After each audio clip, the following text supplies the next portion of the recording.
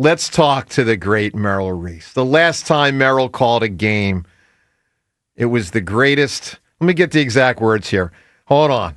Merrill, help us out. The last time you called a game, it was what a game, what a season, what a game, what a team, what a season. The greatest Eagles team we have seen in modern history. Merrill Reese, good morning, sir.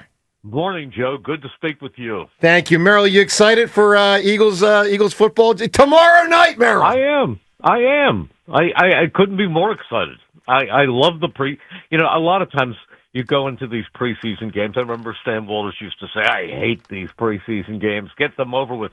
I enjoy them because I go to training camp every day and I see these guys run the drills. And now you get to see the young players in real time playing real football. Yeah. And I enjoy watching the different position battles. So I look forward to Thursday night very, very much. So, Merrill, I have shifted my mindset, honestly, probably in just about the last 2 years, where I now focus, as you do, on, all right, let me see the young guys. There are a couple spots up for grabs from a starting standpoint. Obviously, there's a bunch of spots up for grabs with backups. And I just sort of view it through that prism instead of what I had earlier this decade, which is the disappointment of I don't get to see the real star players play and most starters play. And I think making that transition in my mind has honestly helped me embrace what we have. Because, John, this is what we have. I mean, we can bang our head against the wall from now until forever and say, I'm disappointed I don't get to see Saquon and AJ and Jalen, and but it's a losing battle. I mean, it's every, you know what I mean? Every year, every game, So, Merrill, it is what it is. All right, Merrill, your outlook. First off, let me say this. It was wonderful being with you and Cindy last night. It is an annual tradition where you host so many of us to sort of kick off the season. So let us say thank you to you. It was a joy. You are more than welcome. We love it. It's a great get-together, a great tradition. A great tradition. So, Merrill, what is your outlook for the coming season for everyone who perhaps has not heard from you for a couple of months? And we got a new team. We got the free agency and the draft and the schedule's out and this thing's about to get cranked up. What is your mindset for the coming season? Well, as they go into September 4th, they will be the best team in the National Football League. They have the best roster. They have the most stars. They have great coaching. They will be the best team in the National Football League. But my word of caution is the fact that it's 17 games over 18 weeks. And you can take a 14-3 team, as the Eagles were last year, actually 18-3, including the playoffs and Super Bowl. And you can take a team like that, and if you have the wrong injuries at the wrong time, it can change everything. Now, you talked about the fact that we won't see any regulars tomorrow night. The fact I thought I was not in favor of that. I thought in those first 3 years that Nick ought to be playing some. If you saw the first, and this is traditional, you saw the first unit offense for 2 series in the first preseason game, and then they had what they used to call the dress rehearsal game, where you'd see them for almost a half. I thought that was the way to go. You had to have them in sync when the season began, otherwise you would see sloppiness. And I thought Dan Campbell in Detroit was doing, and watching Hard Knocks and all this, they come out hitting from the first day of the practices, and they play regulars, and right through the preseason they play their regulars, and then when the season begins they are ready. And for much of last season, those Lions were the best team in football. But what happened? You got into the playoffs, and they had 18 guys on injured reserve. Nick did it his way. He doesn't overhit them. There's some thud tempo at training camp. Occasionally somebody's tackled, but he keeps it relatively light. There's a lot of meetings. There's a lot of studying. There's a lot of drills, and they're well coached. But rarely, I don't think you'll see a starter in the preseason, except maybe a starter who might be a potential starter battling for a job. But for the most part, you're not going to see the key players out there at all during the preseason. So what happens? The season sometimes starts a little bit rocky. But when the Eagles went into the playoffs last year, they had 22 healthy starters. Yeah. That was a huge part of it. The only one who they lost in the playoffs was Nakobe Dean. But this team, they were very, very healthy, and that is a big part of attempting to repeat.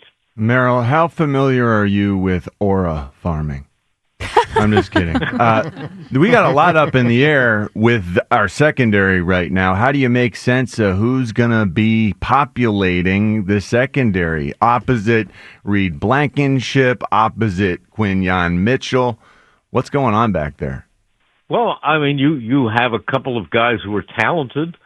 Keely Ringo is a good football player, a young football player. So these preseason games will be important to him and to Adoree Jackson, who they brought over, another guy who has made some plays. The other safety from Reed Blankenship, in my opinion, I think they have a lot there in Sidney Brown. Yeah. I think he is a big hitter. There are certain things that he has to refine in his game, but he is a worker. He is a driven man. I'm not worried. Every team is going to have a couple of those along the way. I mean, you have a new guard in Tyler Steen, but they'll work that out. So I think they have the talents. I think they have the talent to put the pieces together. Are we planning to throw the ball more to our backs this season? Because when I'm out there at training camp, I feel like I see this every year. I feel like I come away from practice saying, oh, man, this is it. We're going to screen them. We're going to run the backs. We're going to motion the backs out of the backfield and make like they're wide outs and throw them the ball all over the place. Check it down, check through, check slow flat. But then during the regular season comes and it never really happens the way I'm hoping.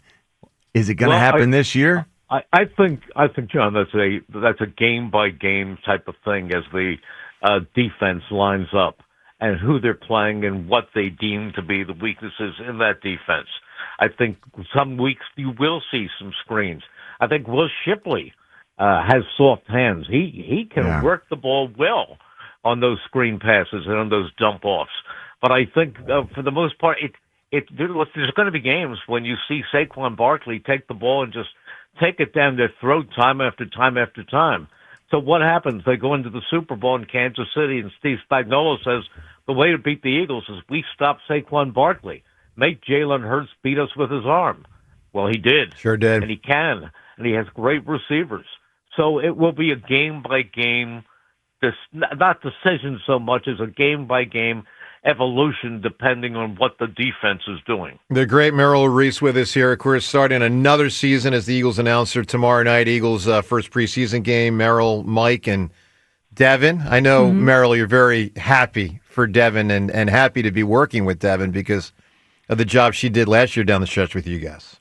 She did a wonderful job, and she's a very talented broadcaster, and she knows her football, and she works hard. Devin was out at training camp every day this year.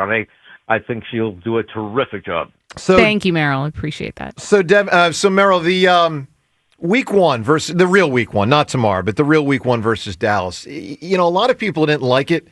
Some people thought Dallas not good enough.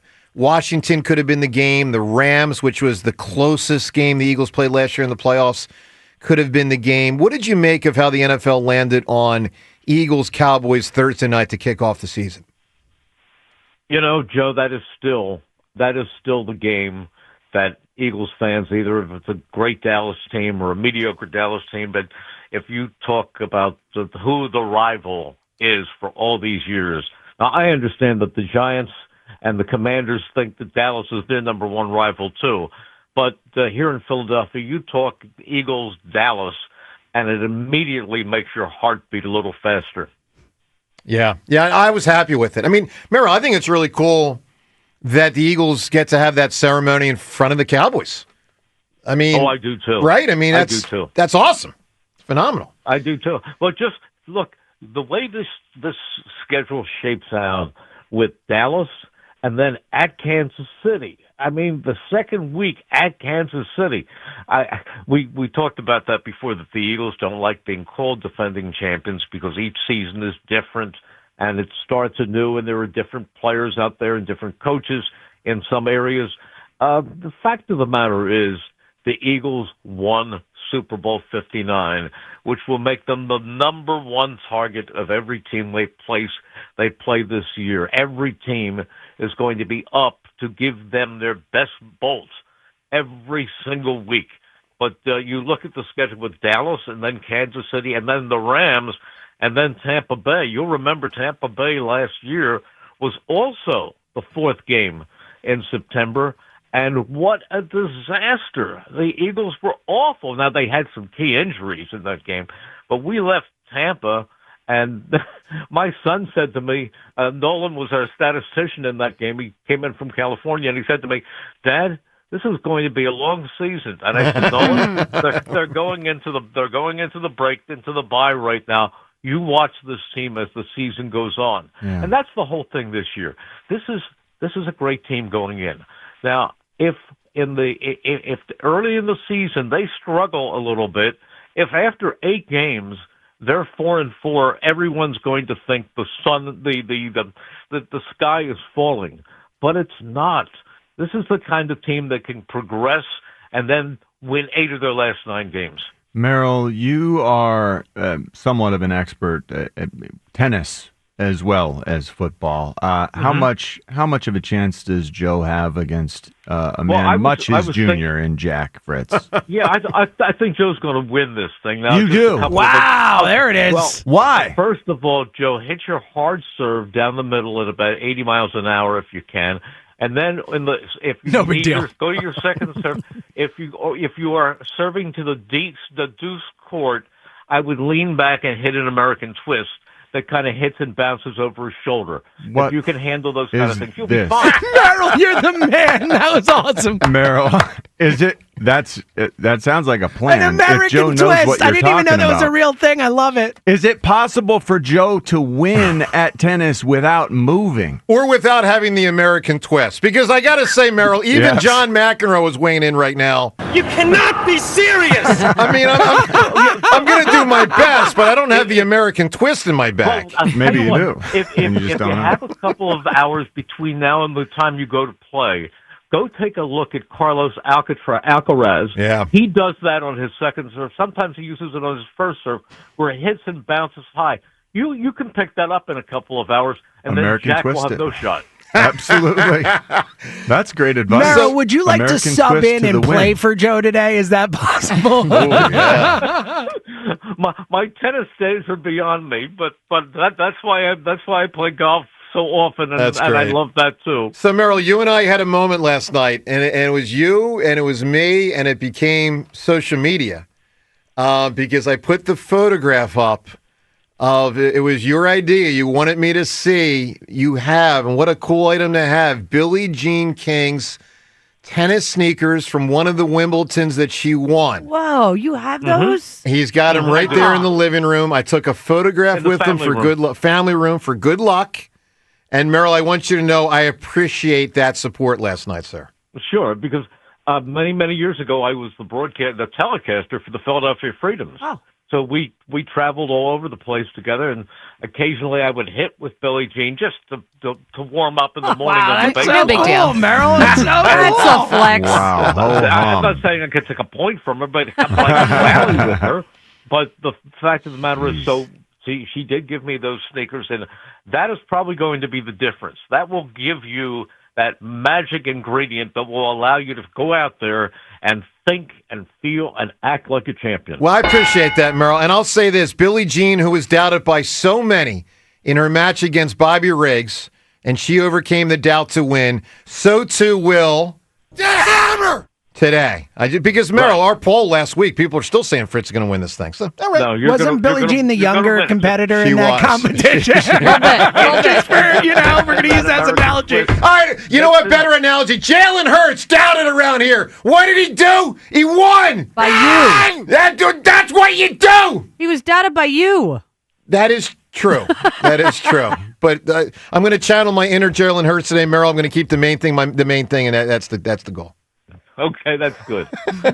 Merrill, thanks, my man. It was just wonderful to be with you and Cindy last night. Thank you. Thanks for all you do for the Eagles, the Philadelphia sports scene.